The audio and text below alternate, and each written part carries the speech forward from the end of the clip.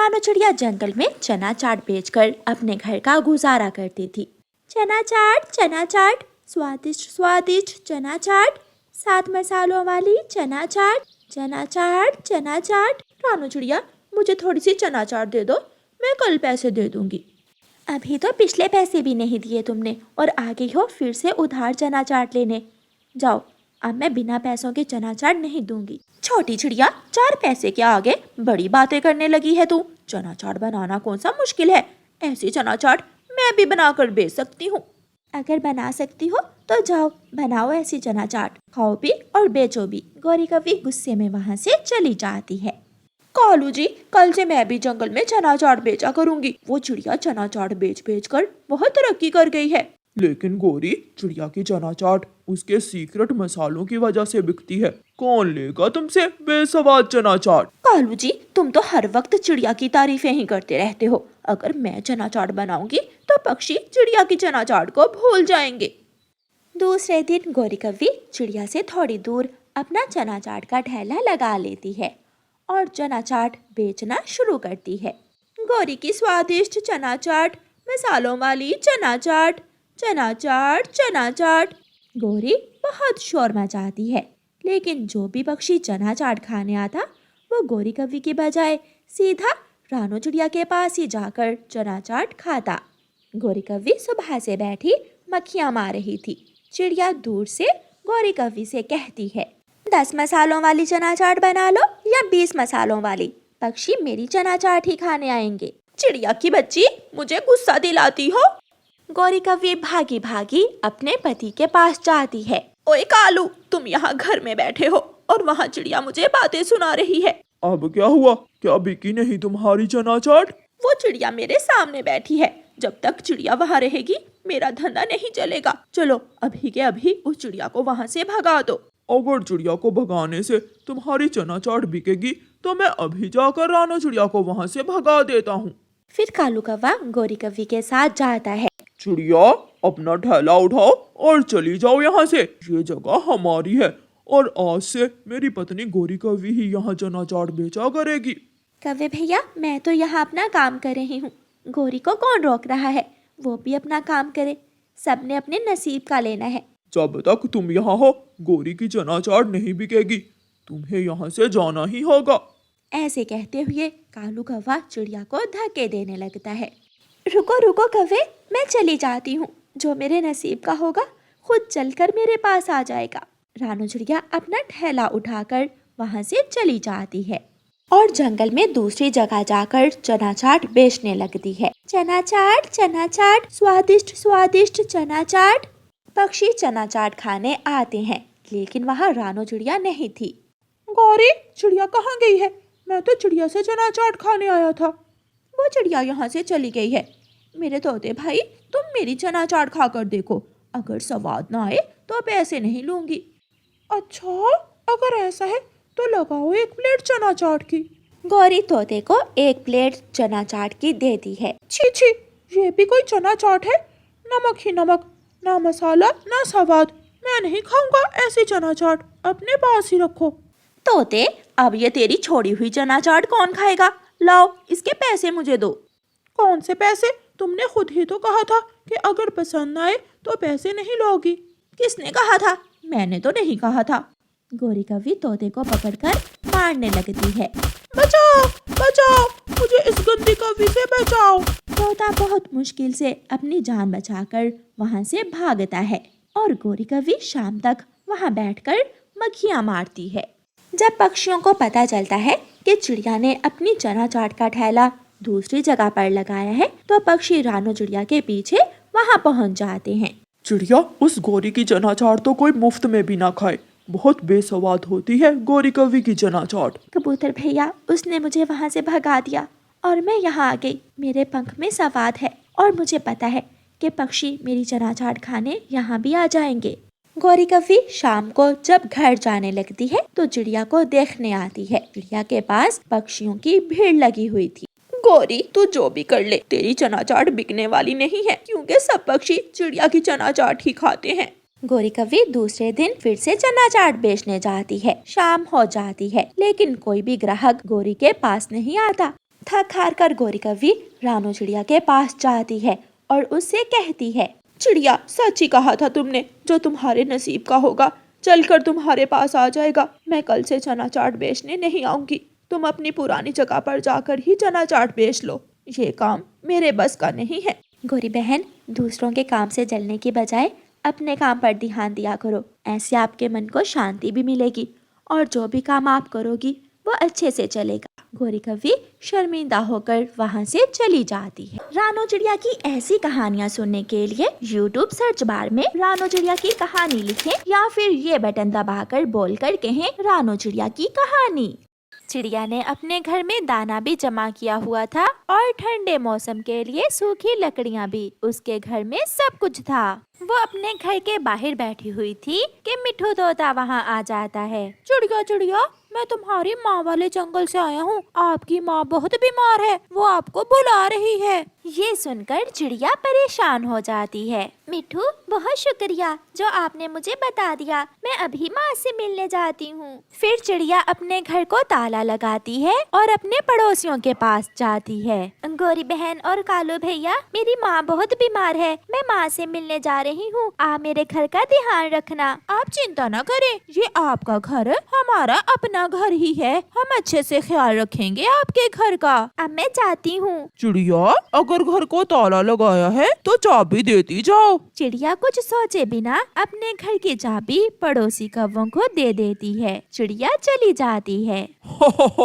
गोरी गोरी, अब आएगा मजा। हम चिड़िया के पीछे पीछे से उसका सारा दाना खा लेंगे। कालू, मैं भी यही सोच रही थी। अब 2 दिन तक हमें भोजन की कोई चिंता नहीं होगी। फिर कालू कौवा चिड़िया के घर जाता है। वो ताला खोलकर अंदर जाता है। सामने चिड़िया का जमा किया हुआ दाना पड़ा था। कालू कौवा जी भर के दाना खाता है। पीछे से गोरी भी आ जाती है। अकेले अकेले ही कालू, तुम चिड़िया का दाना खाओ और मैं कैसे रह सकती हूँ। फिर गौरी कव्वी भी दाना खाने लगती है। कालू जी, सूखी लकड़ियाँ भी हैं। मेरा तो दिल कर रहा है हम 2 रात चिड़िया के घर में ही सो जाते हैं। आग जलाने के लिए लकड़ियाँ भी हैं और भोजन भी। फिर वो दोनों ऐसा ही करते हैं। कालू कौवा चिड़िया के घर में सूखी लकड़ियों से आग जलाता है और वो गर्म घर में आराम से सो जाते हैं। 2 दिन चिड़िया अपनी माँ के पास रहती है। वो अपनी माँ को दवा ला कर देती है और फिर अपनी माँ से कहती है, माँ, अब मुझे जाना होगा। मैं घर की चाबी कौवों को देकर आई हूँ। घर खाली है।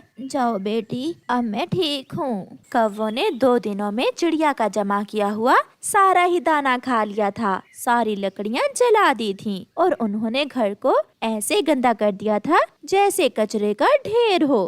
कालू, दिल तो कर रहा है चिड़िया की माँ बीमार ही रहे और चिड़िया वापस ही ना आए। चिड़िया, आप तो बहुत जल्दी आ गई। 4 दिन अपनी माँ की सेवा कर लेती। घर की तो रखवाली हम अच्छे से कर रहे थे। चिड़िया घर के अंदर जाती है मगर घर से तो गंदी बदबू आ रही थी। कौवो, ये क्या? मेरा दाना कहाँ है जो मैंने ठंड के दिनों के लिए जमा किया था? चिड़िया, वो तो हमने खा लिया। सारा ही? हाँ चिड़िया, सारा ही। और मेरी सूखी लकड़ियाँ जो मैंने बारिश के दिनों के लिए रखी हुई थी? चिड़िया, वो तो हमने जला ली। ठंड बहुत थी ना, इसलिए रात को आग जलाकर सो जाते थे हम। तुम पड़ोसी नहीं, तुम तो भूत हो कोई। चलो निकलो निकलो मेरे घर से। तुम तो पोटियाँ भी मेरे घर के अंदर ही करते रहे हो। बहुत गंदे हो तुम, भागो यहाँ से। शर्मिंदा होते हुए कौवे वहाँ से चले जाते हैं। चिड़िया अपनी नाक पर कपड़ा बांधकर घर को अच्छे से साफ करती है और घर में खुशबू लगाती है। ये कौवे गंदे हैं, सुना तो था मगर आज देख भी लिया। गलती मेरी ही है जो मैं इन्हें अपने घर की चाबी देकर गई। ऐसे ही 2 दिन गुजर जाते हैं और एक रात गौरी की माँ गौरी से मिलने आ जाती है। गौरी बेटी, मुझे बहुत ठंड लग रही है, जल्दी से आग जला दो। माँ, मगर मेरे पास तो सूखी लकड़ियाँ नहीं हैं। आज शाम मैंने देखा कि चिड़िया सूखी लकड़ियाँ ला रही थी जंगल से। गौरी, जाओ और चिड़िया से 2-4 सूखी लकड़ियाँ मांग लाओ। मैं अभी जाती हूँ कालू जी, तुम माँ का ध्यान रखना। फिर गौरी कव्वी अपनी पड़ोसन चिड़िया के घर जाती है। चिड़िया चिड़िया, दरवाजा खोलो। चिड़िया दरवाजा खोलती है। गोरी, तुम चली जाओ यहाँ से, ना तो तुम मेरी पड़ोसन हो और ना ही मेरा तुमसे कोई तल्लक है। भागो यहाँ से। तुम दोनों ने मेरा सारा दाना खाया, मेरी लकड़ियाँ जला दी और मेरे घर में पोटियाँ करके मेरे घर को गंदा कर दिया। चिड़िया, प्लीज प्लीज 2 लकड़ियाँ दे दो, मेरी माँ आई है, उसे बहुत ठंड लग रही है। यहाँ ही रुको, तुम मेरे घर के अंदर नहीं आओगी, तुम गंदी हो। फिर चिड़िया गोरी कौवी को 2 लकड़ियाँ दे देती है। पड़ोसी एक दूसरे का ख्याल रखते हैं, तुम्हारी तरह दूसरों के घरों को कचरे का ढेर नहीं बनाते। मैं आप जैसे पड़ोसियों से कोई तल्लक नहीं रखना चाहती, फिर दोबारा मेरे घर में ना आना। गोरी चली जाती है, मगर उसे अपनी गलती का एहसास हो रहा था। वो आग जलाकर अपनी माँ को गरम करती है। कालू, मैंने भी फैसला कर लिया है, हम खुद को बदल लेंगे। चिड़िया की तरह हम भी अपने घर को साफ रखेंगे, चिड़िया की तरह दाना ढूंढ कर लाएंगे और चिड़िया की तरह ठंड के लिए सूखी लकड़ियाँ इकट्ठी करेंगे। चिड़िया की बातों से मुझे भी बहुत शर्मिंदगी हुई थी। एक अच्छे पक्षी बनने के लिए हमें अच्छे काम करने होंगे।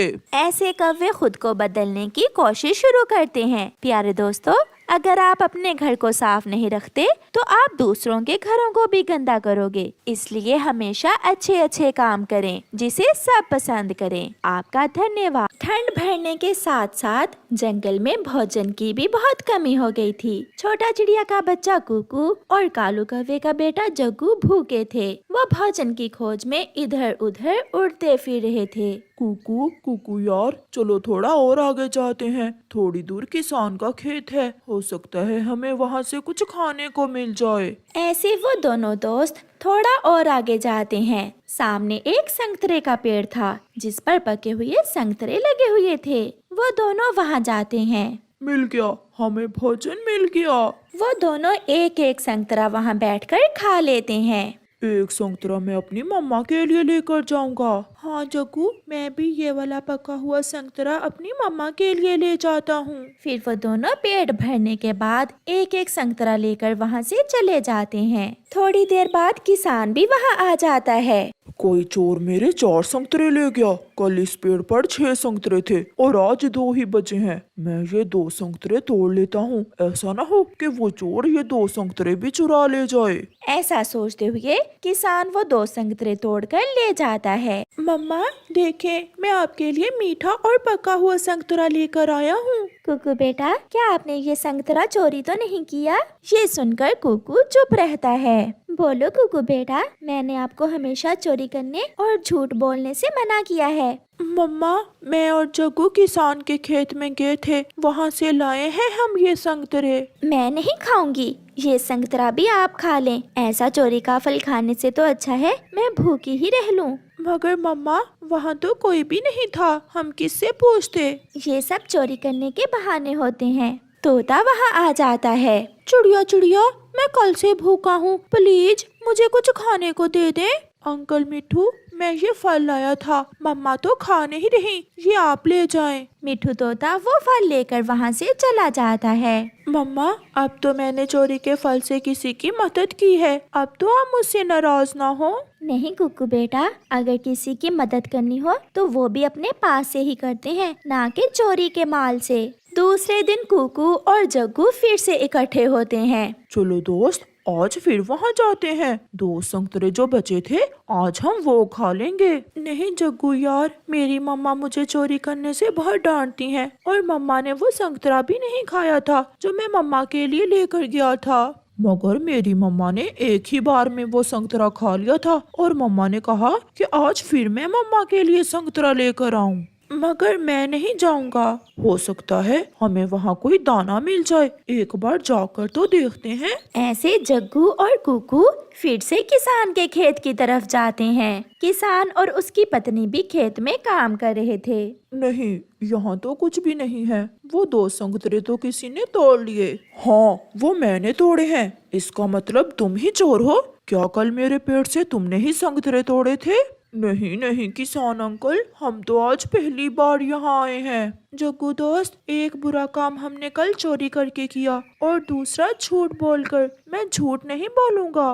तो फिर तुम ही सच बोलकर किसान से मार खाओ। जग्गू वहाँ से उड़ जाता है। अंकल किसान, मुझे माफ कर दें, हम कल भूखे थे। मैंने 2 संतरे आपके पेड़ से तोड़े थे। मम्मा ने मुझे बहुत डांटा। मैं फिर कभी चोरी नहीं करूँगा।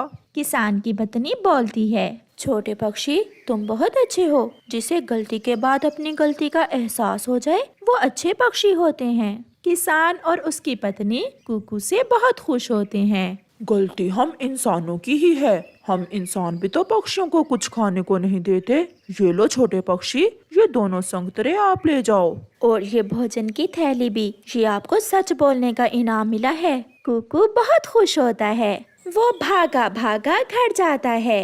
मम्मा, मम्मा देखें, आज मैं आपके लिए क्या लाया हूँ। आज फिर तुम मेरे लिए संतरे लेकर आए हो। मैंने कल आपको मना भी किया था। फिर कुकू अपनी मम्मा को सारी बात बताता है। मम्मा, आज मुझे ये सब सच बोलने का इनाम मिला है। किसान और उसकी पत्नी बहुत खुश हुए थे मुझसे। कुकू बेटा, देखा, सच्चे पक्षियों को हमेशा हर काम में ऐसे ही आसानी होती है। सच में मेरा आज संतरा खाने को बहुत दिल कर रहा था। फिर वो माँ बेटा हंसने लग जाते हैं। प्यारे दोस्तों, इस कहानी से हमें सीख मिलती है कि हालात कैसे भी हों, हमें हमेशा सच बोलना चाहिए। आपका धन्यवाद।